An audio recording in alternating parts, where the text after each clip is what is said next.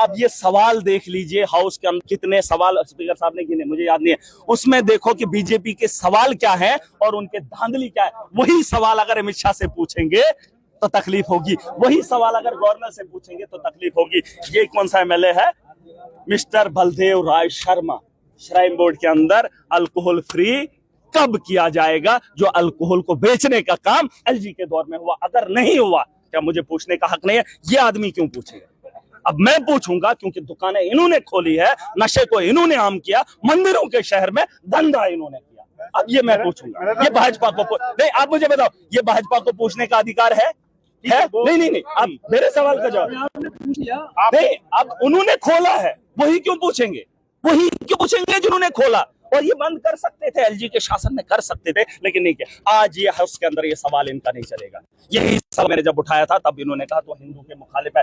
अगर मोदी मुसलमानों की बेहतरी के लिए बात कर सकता है तो महराज हिंदू बरादरी के लिए बेहतरी की उम्मीद क्यों नहीं कर सकता? मुफ्ती सईद के बयान जो मैं बोलता हूँ मैं वही बोलता हूँ, मैं उससे हटा नहीं हूँ। आज देखिए बदतमीजी की बात करते ना, मैंने हाथ नहीं उठाया, मैंने गाली नहीं दी। इनको लगता है मैं कुछ भी नहीं हूँ। ये नाम से जीते हैं, मैं काम से जीता हूँ। ये शर्मिंदा है।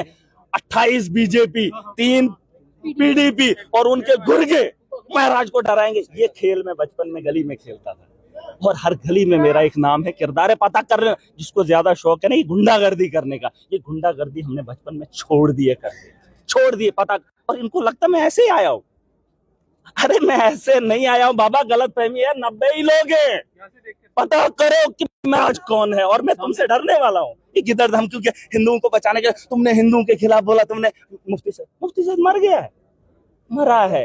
अभी मैंने वो अल्फाज नहीं इस्तेमाल किए हैं जिनको उनका शक है। इनको शक है कि ये वो अल्फाज ना इस्तेमाल करे जिससे उनकी शनाख्त खत्म हो जाएगी। मैंने कहा वो मर गया, मरे हुए को मैं मरा हुआ कहता हूँ। मैंने कहा कौम के साथ गद्दारी की, बराबर की। और आज इस हालात में अगर महराज के जिस्म पे पसीना है और भाजपा की अगर गुंडागर्दी है तो ये मुफ्ती सईद की देन है। महराज आज अगर मेरी आवाज को दबाया जा रहा है, मुझे हाउस के बाहर हमला किया जाता है, मुफ्ती मोहम्मद सईद की देन है।